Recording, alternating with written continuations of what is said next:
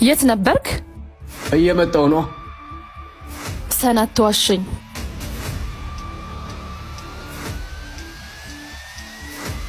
ኧረ እባክሽ አንቺ ሴትዮ እንዴ!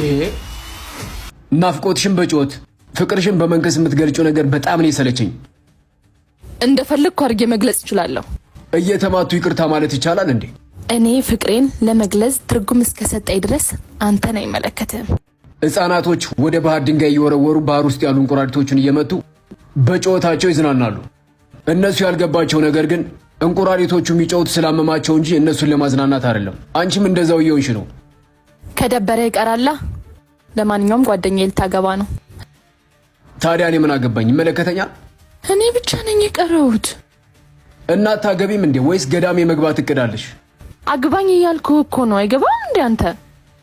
ብዙ የማደርጋቸው ነገሮች አሉብኝ። እሱን የማስብበት ጊዜ የለኝም። እስካሁን ተጫውተህብኝ ነው ጊዜ የለኝም የምትለኝ? ከታገሽኝ አገባሻለሁ።